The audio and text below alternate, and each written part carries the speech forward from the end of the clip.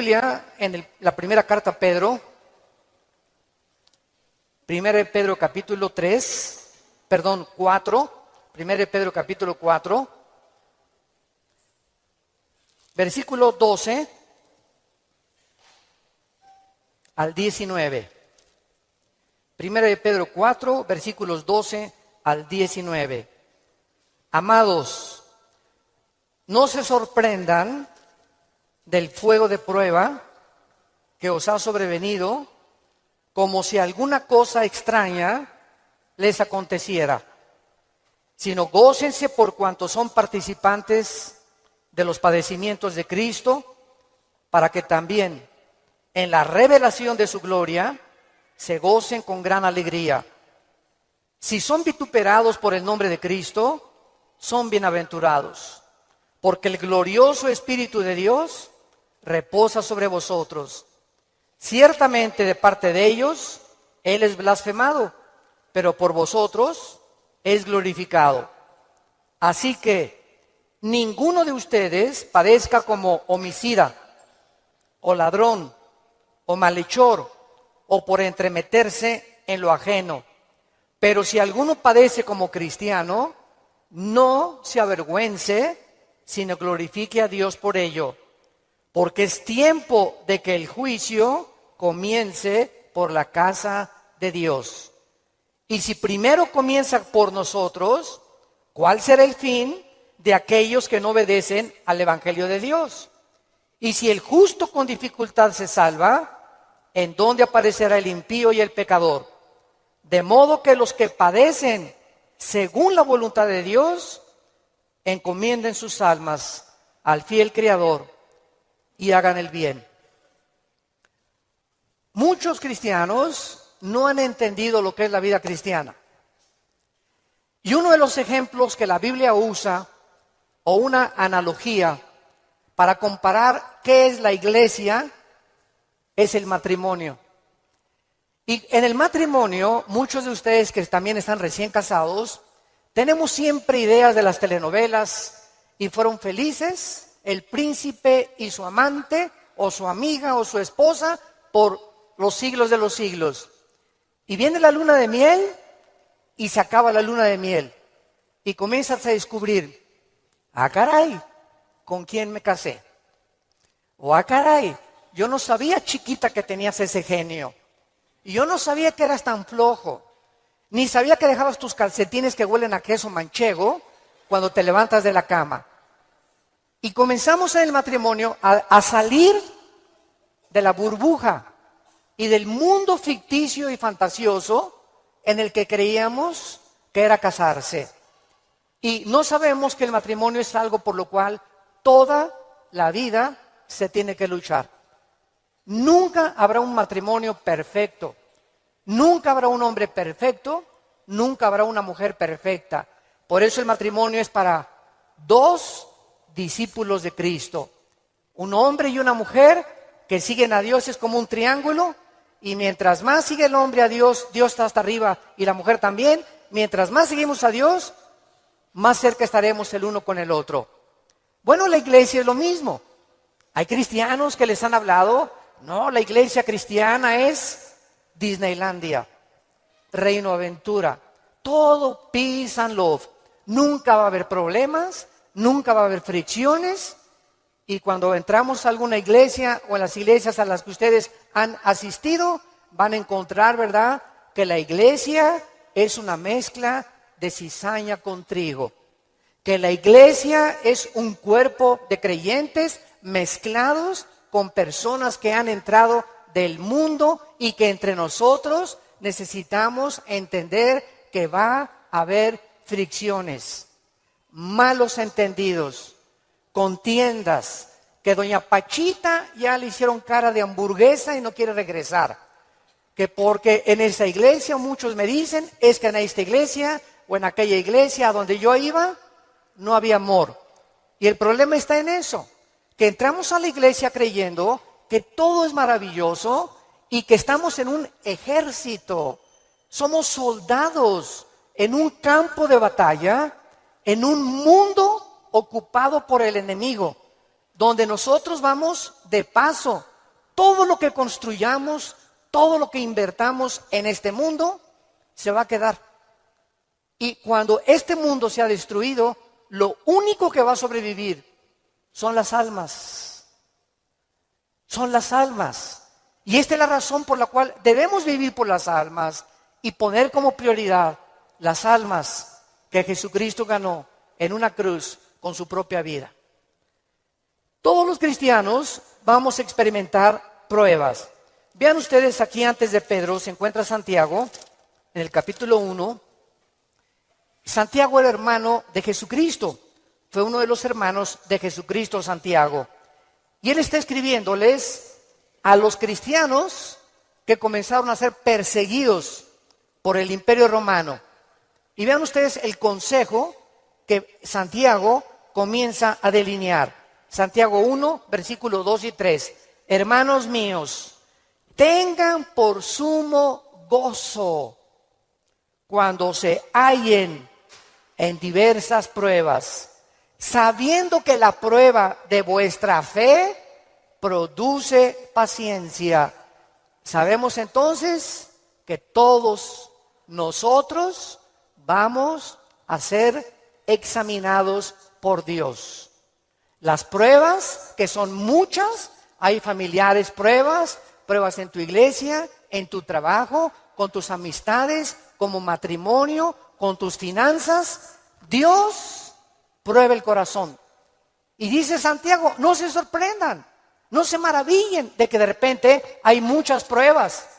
Y en lugar de que la oposición y las pruebas puedan menguar nuestro ánimo, dice Santiago, ¿verdad? Está probándose nuestra paciencia y nuestra fe.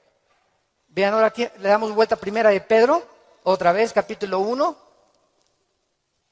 Y dice el versículo 6 y 7, en lo cual vosotros se alegran ahora, aunque un poco de tiempo.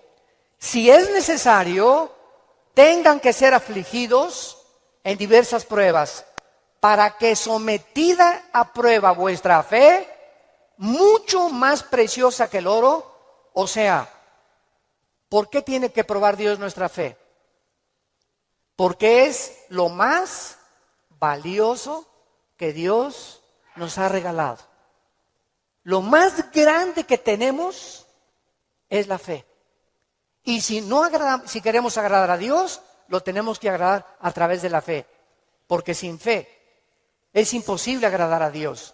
Por lo cual tenemos que entender por qué vienen pruebas, por qué me robaron mi coche, por qué tuve este problema con mi esposa, por qué este problema con mis hijos, por qué este problema en la iglesia, por qué este problema en el trabajo, por qué está el mundo ahorita como una olla hirviendo, donde las naciones están a un punto de una conflagración internacional. Aunque sabemos bíblicamente que si explota una guerra en Europa o en el Medio Oriente, no es todavía la tercera guerra mundial. En estos últimos meses, todas las invitaciones que he recibido han sido en radio, en televisión, con iglesias, con alianzas de pastores, para explicarles que esta guerra no es la tercera guerra mundial, que la Biblia nos habla claramente que falta mucho para la tercera guerra mundial y que este es lo que va a pavimentar el camino para el surgimiento del anticristo en el Medio Oriente. Entonces, estas pruebas, dice la Biblia, son importantes porque nuestra fe es la que tiene que ser probada. Ya sea en el trabajo, en la escuela, en el vecindario, etcétera, etcétera, estamos rodeados de personas que no les caes bien porque eres cristiano.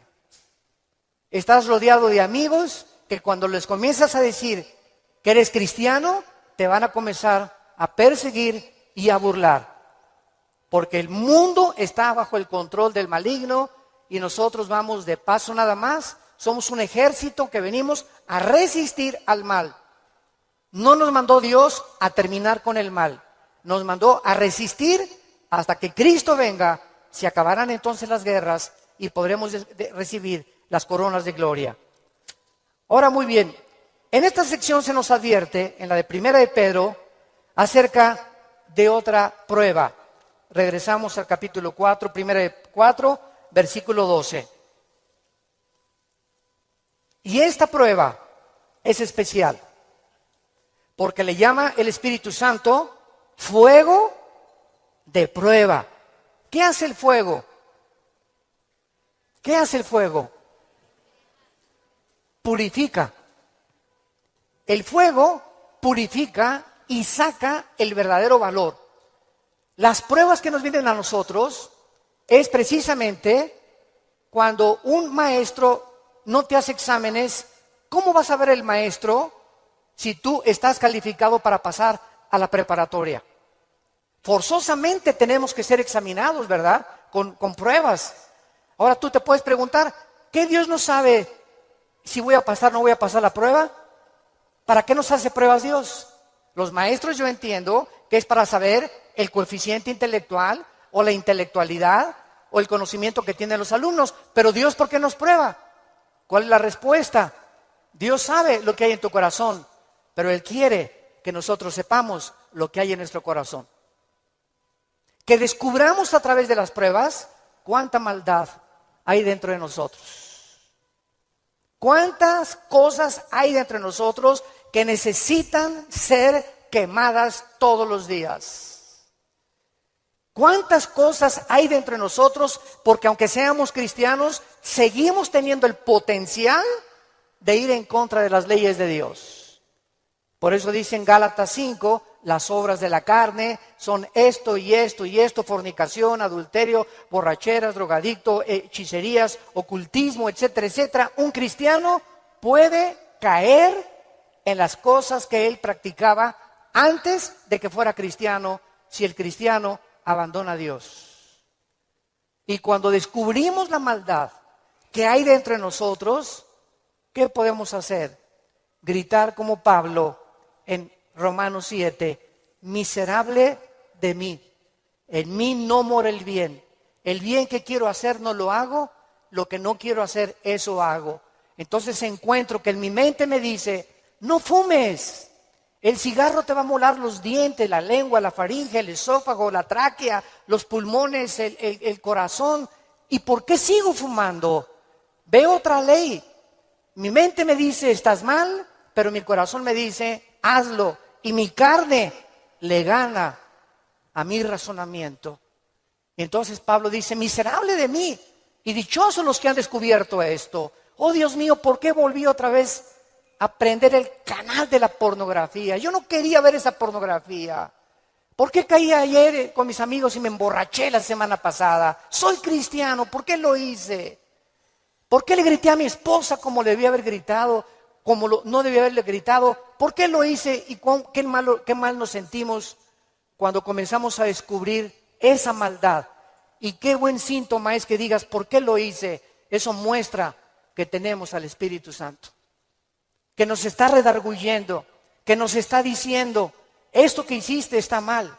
Antes lo hacías y no te importaba y te dormías ni pedías perdón. Pero ahora cuando pecamos nos damos cuenta, nos entristecemos, nos llenamos de una ansiedad tremenda en el corazón porque no tenemos paz. Es la paz que nos quita Dios hasta que vengamos a la cruz y le pidamos perdón y la sangre de Cristo nos limpia de todo pecado. Pero esta es la razón por la cual las pruebas Dios nos las manda para que vayamos evaluándonos honesta, íntegra y sinceramente en qué nivel nos encontramos de espiritualidad. Vayamos a Santiago capítulo 1 otra vez con este versículo y vamos a ver algunas verdades prácticas antes de desarrollar el pasaje que acabamos de leer. Veamos algunas verdades prácticas de las pruebas. En primer lugar, las pruebas son algo común en la vida cristiana. Dice Santiago, cuando os halléis en diversas pruebas.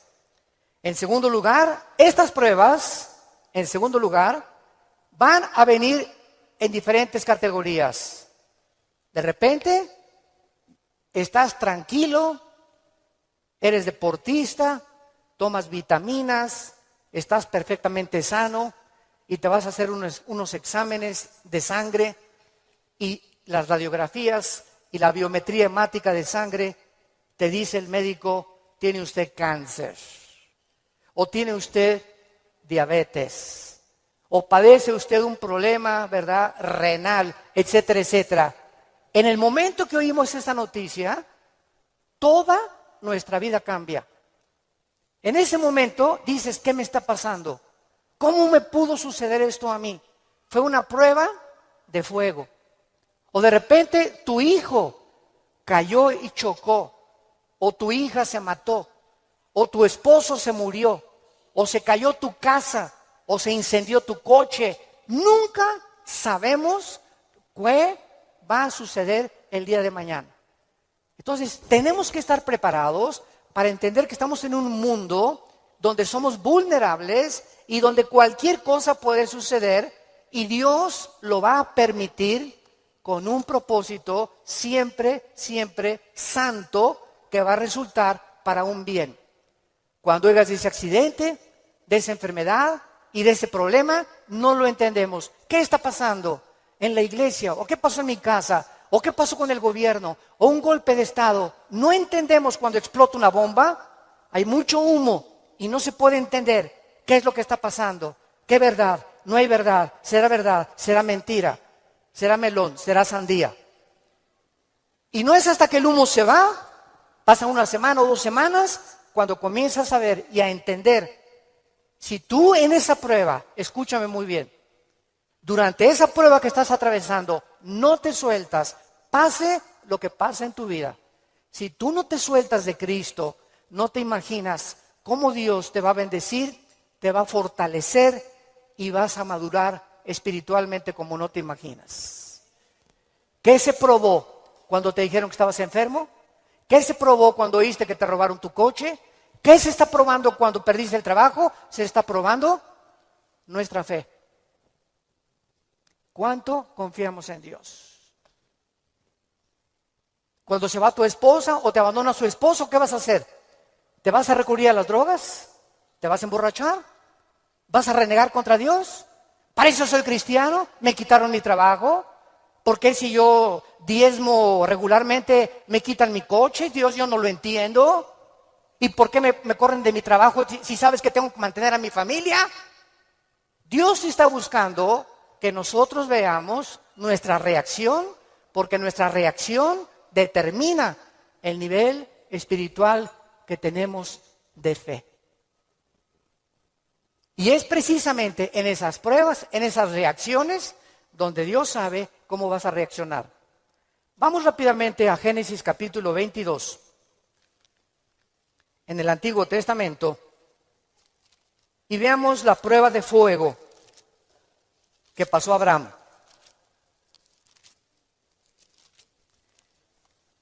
Abraham ya era un hombre maduro, ya tenía el hijo de la promesa, Isaac. Y a Abraham se le llama en Romanos capítulo 4 el padre de la fe. Por algo será, ¿verdad?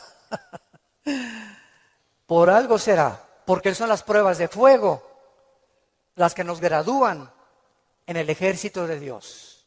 Las pruebas, no las muchas pruebas, nos van preparando, pero hay una prueba de fuego que es nuestra graduación. Cuando ya Dios se da cuenta que no importa lo que pase en tu vida, nunca te soltarás de Él. Nunca blasfemarás de su nombre, nunca te llenarás de rencor ni de amargura contra nadie. Hayan hecho lo que te hayan hecho o lo que nos hayan hecho, el veneno más grande que nos impide graduarnos es la amargura. Es el veneno más grande de la vida cristiana. Bueno, aquí se encuentra Abraham, capítulo 22 del Génesis, y dice, aconteció después de estas cosas, o sea, estas cosas son todas las pruebas que Abraham había atravesado, que probó Dios a Abraham.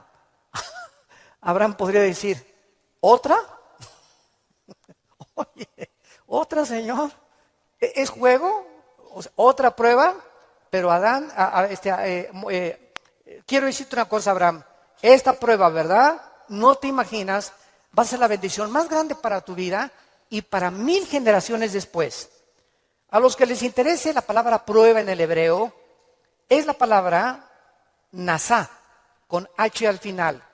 Cuando dice probó, es la palabra nasá. Escuchen lo que significa probar en el hebreo. Manifestar el corazón por medio de la presión. No es hasta que la presión viene a nuestras vidas que se sabe lo que tenemos escondido en el corazón. ¿No es cierto? No es bajo la presión donde se prueba el carácter de los hombres. Bajo la presión. Dice la Biblia, esto es lo que Dios quería hacer. Poner presión en Abraham para darnos un ejemplo a nosotros de cómo reaccionar. ¿Y cuál fue la prueba de fuego que Dios le puso a Abraham? Dame a tu hijo Isaac, versículo 2.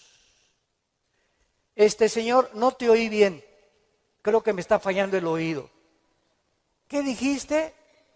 Que me des a tu hijo. Señor, ¿estás bien? ¿No necesitas un mejoral? ¿Me estás hablando? ¿Eres tú? ¿No será un demonio el que me estará hablando? Señor, tú me dijiste que este hijo era el hijo de la promesa, no era Ismael. Tú me prometiste que era Isaac y la semilla de Isaac, el esperma de Isaac, la descendencia de Isaac, donde el Mesías, el Salvador que has prometido, iba a venir. ¿Cómo me lo pides? ¿Y cuál es la respuesta de Isaías 55, 8 y 9? Mis pensamientos no son vuestros pensamientos, y mis caminos no son vuestros caminos, ovejas santas, amadas de Dios. Así como los cielos son más altos que la tierra y mis pensamientos más altos que ustedes, así es como yo tengo que pensar para que ustedes comiencen a entender que yo no pienso como ustedes y que la fe es mantenerte de pie y seguir creyendo aunque no haya explicación inmediata. Señor, no entiendo qué pasó con mi casa, no entiendo por qué perdí el trabajo, no entiendo lo que está pasando, no entiendo esto, no entiendo aquello, pero como dijo Job, aunque tú me matares, seguiré confiando en ti. Y seguiré esperando y sabiendo que cuando se disipe el humo y entienda tus caminos, tienes algo mejor para mi vida. Esa es la fe. ¿Y qué hizo Abraham? No abrió la boca, no discutió. No vemos aquí que se puso al brinco con Dios. Abraham, Isaac, ven hijo mío. Muchachos, los siervos de Abraham, traigan la leña. Y entonces los dejó ahí en el monte a los siervos y agarró a Isaac y comenzaron a subir al monte Moriah. Escuchen, el monte Moriah fue donde Dios no perdonó a su hijo. Dios perdonó a Isaac, pero Dios no perdonó en el mismo monte a su hijo Jesucristo 4000 años después. Y cuando iban camino al monte, le dice Isaac a Abraham, Padre, ¿dónde está el sacrificio? Y Abraham no le dice nada. Dios proveerá. Y entonces se acuesta Isaac y lo amarra a Abraham. Y cuando levanta la mano, dice el versículo 10 y el versículo 11, y extendió Abraham su mano y tomó el cuchillo para degollar a su hijo. Entonces el ángel de Jehová le dio voces desde el cielo y dijo, Abraham, Abraham. Y él respondió, heme aquí. Y dijo, no extiendas tu mano sobre el muchacho, ni le hagas nada, porque ya conozco que temes a Dios, por cuanto no me rehusaste darme a tu hijo. Dios, síganme con cuidado, no estaba buscando el sacrificio de Isaac. Dios estaba buscando el sacrificio de las emociones y los sentimientos de Abraham.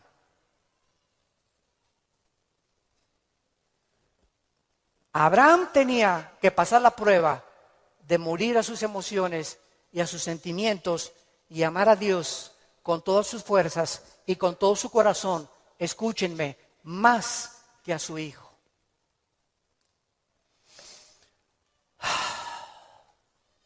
En el Nuevo Testamento se acercaron a Cristo, se los voy a explicar con más detalles, y le dijeron, ¿cuál es el más grande mandamiento? Y contestó Jesucristo, amarás a Dios con todo tu corazón, con todas tus fuerzas y con toda tu alma, y a tu prójimo como a ti mismo.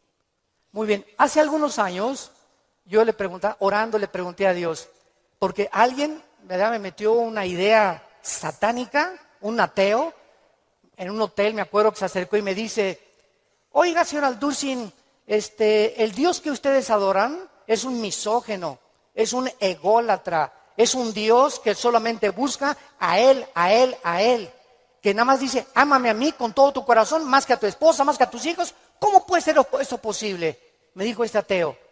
¿Cómo puede usted reconciliar a un Dios que nos diga que lo amemos más a Él que a la propia familia? Y entonces me fui muy confundido. Me comenzó a dar vuelta, porque en ese momento me quedé así, ¿verdad? Le dije, ¿sabe una cosa? Voy a orar y le prometo que voy a buscar una respuesta de Dios. Nadie me había hecho nunca ese ataque a mi fe. Entonces pasó como unas 2 semanas, me puse a orar, ayuné como 2 días buscando esta respuesta y fue tan clara de parte de Dios.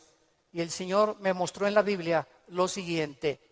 Mira, hijo, me dice Dios, cuando yo les pido a ustedes, ámenme con todo mi corazón y con toda mi mente, ¿saben por qué se los pido? Porque tu mamá, tu esposa y tus hijos y tu perro Fido y tu cotorro y lo que más amas en tu vida y tu jarrón chino y la casa que tienes y que la amas, todo lo vas a perder y al final de tu vida te vas a quedar solo. Todos nos quedamos solos al final de la vida. Los hijos se tienen que ir, si no se casan, se mueren, la esposa tiene que morir, él tiene que morir, escúchame muy bien. Y si tú tenías todos tus afectos en tu hijo que se fue, o en tu esposo que se fue, o en tu perro que te quitaron, cuando se vaya tu hijo, cuando te quiten a tu esposo, cuando te abandone tu mujer, te vas a hundir porque no tendrás las fuerzas de seguir viviendo. Pero cuando amas a Dios con todo tu corazón y con toda tu alma, y pierdes algo por acá, y pierdes algo por acá, y pierdes esto y por acá, ese amor que tú le tienes a Dios es el que nos sostendrá para seguir viviendo con Él, con las fuerzas de seguirlo amando. Denle gloria a Dios, de verdad.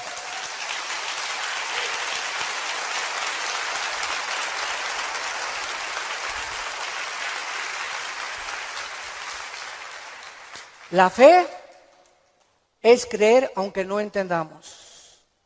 Si Dios lo dijo, tiene una razón.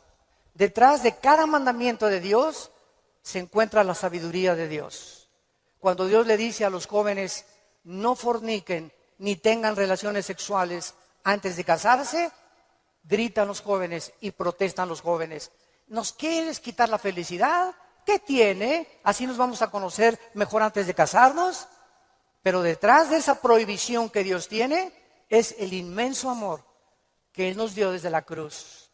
Por amor te lo digo, jovencita, te dice Dios, por amor que te tengo, joven que me escuchas. Tú no te imaginas las consecuencias de la fornicación. Vas a los 18, 19 años a ver crecer tu pancita, te vas a tener que salir de la escuela, él va a resultar con que no te quiere. Es increíble que por no haber puesto ustedes freno en sus relaciones meses antes, hayan ustedes acabado en un pecado que se llama la fornicación. Dios es sabio y nos dice a los casados, no cometerás adulterio.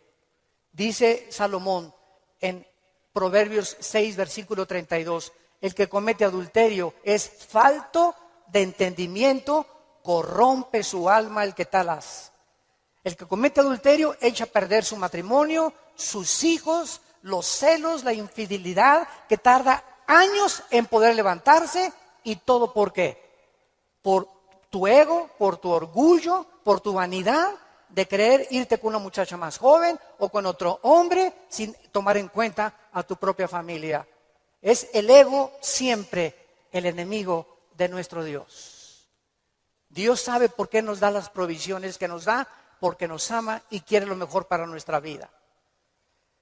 Y finalmente aquí en estas verdades prácticas en Santiago encontramos también, ¿verdad?, que las pruebas prueban la fe que tenemos y la fe nos muestra cuánto confiamos en Dios. Dice en el Salmo capítulo 11, versículo 1 y 2. En Jehová he confiado. ¿Cómo decís a mi alma que escape al monte cual ave? Porque aquí los malos tienden el arco, disponen sus saetas sobre la cuerda para asaetear en oculto a los rectos de corazón. Si hubo un hombre perseguido, calumniado, vituperado, despreciado entre los héroes de Dios, fue el rey David. A los 17, 18 años lo ungen, Samuel, tú vas a ser rey de Israel. Ah, dice David, qué suave. Bueno, pasaron casi 12 años, vean esto, desde que lo ungen con sus hermanos, pasaron 12 años, hasta los 30 años de edad, 12 años de pruebas. El hombre que Dios había escogido para sentarlo en el trono de Israel, tenía que ser probado. Y tenía que ser probado en la amargura, en el rencor, en la confianza en Dios, en saber que no importa, aunque me rodee un ejército y aunque tenga las miles de amenazas, Dios es mi salvación, mi fortaleza y mi luz. ¿De quién temeré? Dice el Salmo 27. ¿De quién temeré? Es el temor dentro de nosotros lo que nos impide confiar en Dios. Ay, tengo temor que si me entrego a Dios me va a pasar esto. O tengo temor que si hago estas cosas me va a pasar aquello. Ese temor lo tienes que vencer. Porque Dios no nos ha dado espíritu de temor, sino de valor, de poder y de amor propio. Entonces tenemos que entender que las pruebas forman parte de la vida cristiana. Regresamos a nuestro pasaje de 1 de Pedro y examinémoslo rápidamente. Dice nuestro pasaje: no se sorprendan, amados, del fuego de prueba que os ha sobrevenido, como si alguna cosa extraña aconteciera. Número 1, se nos advierte cómo no debemos de reaccionar. Con sorpresa. No debemos reaccionar con sorpresa. No puedo creer lo que me está pasando. Más te vale que lo creas. No puedo creer que mi noviecita me dijo que yo me parecía a John Travolta, hermano, y me dejó por otro y se fue. No lo puedo creer. No puedo creer que mi esposo me haya abandonado. No puedo creer que este negocio haya caído. No puedo creer que yo fui fiel en mi trabajo y me corrieron, hermano, del trabajo. No lo puedo creer. Más te vale que lo sigamos creyendo. No nos sorprendamos, es una prueba. Cualquier cosa que afecte tu vida, tu estabilidad emocional o física, son pruebas. Entendámoslo. Dios es un Dios que nos tiene que probar. Y estas pruebas son para nuestro bien. Y vamos a descubrir en las pruebas que Él es real, que Él sana, que Él restituye, que Él vindica, que lo que la oruga y el saltón te robaron, Dios te lo va a devolver 10 veces más. Pero es esa fe la que Él está tratando de desarrollar en nuestras vidas, porque es mucho, mucho más preciosa que el oro. Dice en 1 Pedro 5:10, mas el Dios de toda gracia, que nos llamó a su gloria eterna en Jesucristo, escuchen bien, santos de Dios, después que hayáis padecido, ¿cuánto tiempo? No toda la vida es la Inquisición por el amor de Dios. No toda la vida como llegó una hermana, ay, pastor, ¿qué le pasa a doña Chole? Pues sigo con pruebas. Hermana, tengo 5 años que la conozco y usted ya le ganó a Job. No me diga que en 5 años Dios no la ha dejado descansar. Ese no es el Dios que servimos. Dice claramente que las pruebas son temporales, de vez en cuando Él cree conveniente que la necesitamos atravesar. Después que hayáis padecido un poco de tiempo, vean ustedes el propósito. Él mismo os perfeccione, afirme, fortalezca y establezca después de las pruebas.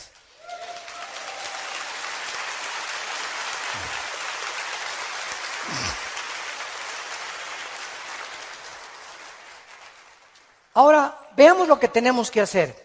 Primero de Pedro, en nuestro pasaje capítulo 4, versículo 13. Número 1, se nos manda que cuando te digan, te robaron tu coche, se fue tu esposo, se fue tu esposa, te pasó esto, te pasó aquello, te goces. Cualquiera diría, ¿está usted loco? ¿Está usted loco? ¿Cómo me voy a gozar cuando me dijeron que tengo diabetes? ¿Cómo voy a gozar cuando me robaron la cartera, el cristalazo que me... Hermano, ¿no está viendo cómo estoy? Que tengo aquí un martillo para encontrar el que me rompió el carro. Le voy a dar un martillazo en la cabeza si me lo encuentro. O mi esposo, ¿verdad? Con la cara de cocodrilo. Qué bueno que se fue el cocodrilo y que se fue, ¿verdad? Ten mucho cuidado que tu reacción sea de gozo. Y les voy a explicar lo que se encuentra detrás. Cuando Job llegaron y le dijeron, quemaron tu rancho, tus camellos, tus ovejas, tus vacas y tus hijos. Y estoy seguro, por la clase de esposa que tenía, que si ella se lo hubieran llevado, hubiera estado más contento.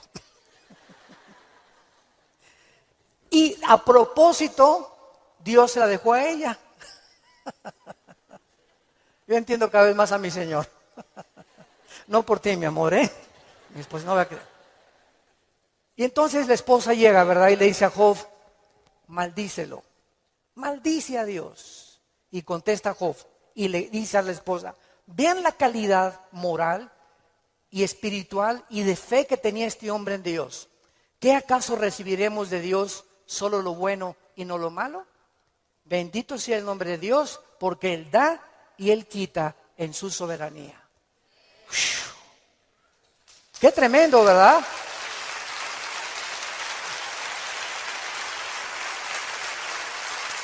Qué tremendo. Entonces, en ese momento, cuando somos asaltados por dudas y malas noticias, en otras palabras, porque son malas noticias, en ese momento tengamos mucho cuidado de no permitirle a nuestro corazón que nos gobierne la lengua. Porque de la abundancia del corazón habla la boca. Entonces, en lugar de proferir maldiciones o acusaciones, o eres tú Dios, o compartirlo con otras personas, híncate. Híncate. Filipenses 4, 6 y 7. Híncate y dale a conocer a Dios. Señor, no entiendo lo que está pasando. No entiendo por qué me pasó esto. ¿Por qué esta enfermedad? Oh Dios, no entiendo, pero quiero seguir confiando en ti. Solo te pido que mientras esto pasa y no lo entiendas, me fortalezcas y me muestres la razón para que yo pueda seguir bendiciéndote y adorándote. Es el tiempo más difícil de nuestra vida cuando no entendemos lo que está pasando. Vamos rápido a 2 Corintios capítulo 12. 2 Corintios capítulo 12 y veamos lo que le pasó al apóstol Pablo y la forma como él reaccionó. 2 Corintios 12.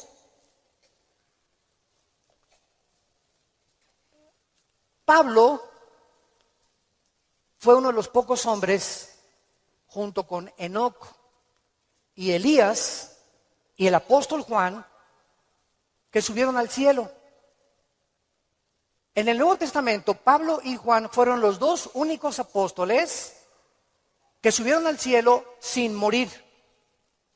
Fueron sacados de su cuerpo espiritualmente.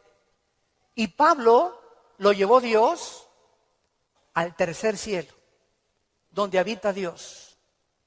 Y cuando Pablo regresó a la tierra, su espíritu salió de su cuerpo y su espíritu volvió a entrar a su cuerpo. Pablo dice que lo que él oyó allá en el cielo y lo que él vio, no había palabras humanas para poder describirlo. Y como fue una experiencia tan impresionante, pero tan grande que cabía la posibilidad, dada la naturaleza humana pecaminosa que aún tenemos, Dios tuvo que darle una prueba a Pablo y ponerle un aguijón en su cuerpo físico, alguna enfermedad. Y esta enfermedad no sabemos qué es. Algunos han especulado que era algún problema oftalmológico, porque dicen Gálatas, mira con cuán grandes letras les escribo. Bueno, no sabemos, ¿no? Entonces Pablo tenía algo en su cuerpo que lo atormentaba y se hincó delante de Dios y le dijo: Señor, quítame este aguijón. No, Pablo. Señor, te ruego, quítamelo. No, Pablo. Señor, te lo imploro con mi corazón. Si quieres me voy a la villa y de vuelta de rodillas. Hago lo que tú quieras, quítame este aguijón. Y Dios le contesta y le dice en el versículo 9: y el Señor me ha dicho, bástate mi gracia. ¿Por qué? Porque mi poder, y lo traduzco en el original griego, está en presente continuo. Mi poder se está perfeccionando a través de esta dolencia física que he permitido que tú tengas. Mi poder se está perfeccionando mientras tú estás sufriendo esta enfermedad en la que estás atravesando. Y entonces Pablo, cuando entiende detrás de lo que no entendía, por qué Dios permite eso en su vida, contesta Pablo y dice: por tanto, de buena gana me gloriaré más en mis debilidades, para que repose sobre mí el poder de Cristo. Hace poco mi esposa y yo estábamos en Dallas, y ¿se acuerdan de este muchacho que no tiene brazos ni piernas? Muchos de ustedes lo conocen. Bueno, su esposa es mexicana, de Chihuahua. Y estuvimos ahí como una hora mi esposa y yo y nuestros 3 hijos, compartiendo con ellos en una iglesia de Dallas, y nos querían conocer también a nosotros, bueno, que también conocían nuestro ministerio, etcétera, etcétera. Y cuando yo me acerqué a abrazarlo, a este muchacho, ¿de dónde lo agarro? Nunca había tenido esa impresión, me quedé como paralizado, ¿qué hago, no? Y él me hacía así. Bueno, pues entonces como un costal, ¿verdad? Lo agarré y lo hice así. Y me dice, levántame. Y le comencé a hacer así. Y entonces le pregunté y le dije, sinceramente, platicando con él, ¿por qué nos dijiste que quién era feliz? Y entonces en la reunión que él tuvo, le preguntó a la gente, ¿quién de ustedes es feliz? Y muchos que estaban, yo sí o no. Y me dice, yo les quiero contestar algo. Dios permitió que naciera sin brazos y sin piernas para que yo fuera un testimonio que la felicidad no se encuentra en estar completo, sino en tener el poder de Dios viviendo en tu vida. Shh. ¡Qué tremendo!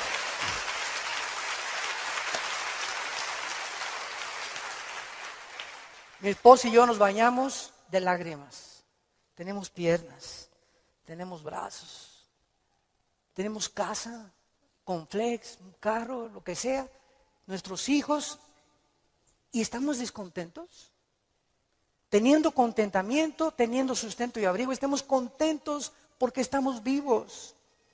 Nosotros estamos completos y él era más feliz que la mitad de los que fueron a escucharlo. Él riéndose, y era una felicidad, ¿no es cierto, Marta? Un gozo sincero. Él no estaba fingiendo, él estaba lleno del poder de Dios.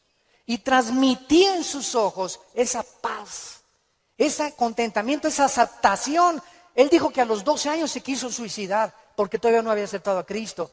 Y se metió y dice, ¿cómo me suicido? ¿Con qué? Ni modo que agarre una pistola y le haga así, ¿verdad? Se metió a la tina del baño y con la boca abrió la llave y se quería morir ahogado.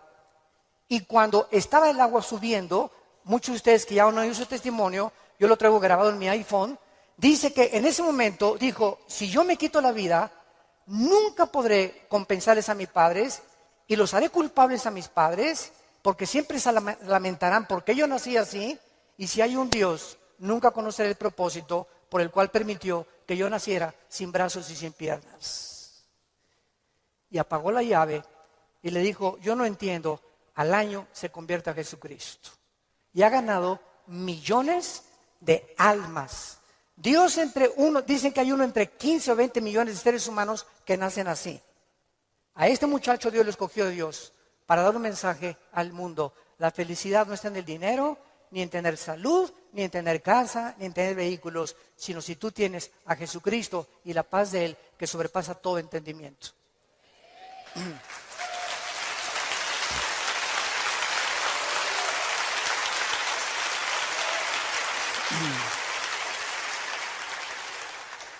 Y finalmente regresamos a nuestro pasaje de 1 de Pedro capítulo 4, dice así, gócense, versículo 13, por cuanto son participantes de los padecimientos de Cristo, para que también en la revelación de su gloria se gocen con grande alegría.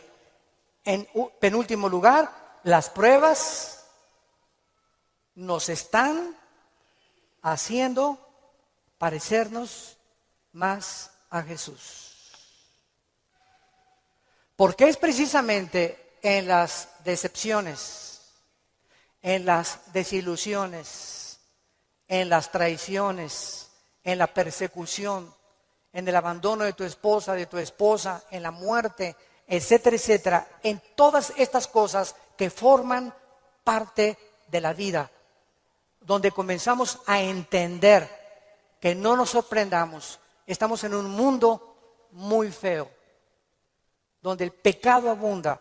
Este grupo de ISIS en el Medio Oriente ya no son seres humanos, son zombies, son monstruos, seres humanos deshumanizados completamente, sin ningún sentimiento, sin ninguna emoción, sin ningún corazón, ninguna conciencia. A los niños ahora los enseñan a ellos que a las víctimas les corten la cabeza y jueguen fútbol con las cabezas para desensibilizarlos y deshumanizarlos a los 8 años de edad. Ese es el mundo que vivimos.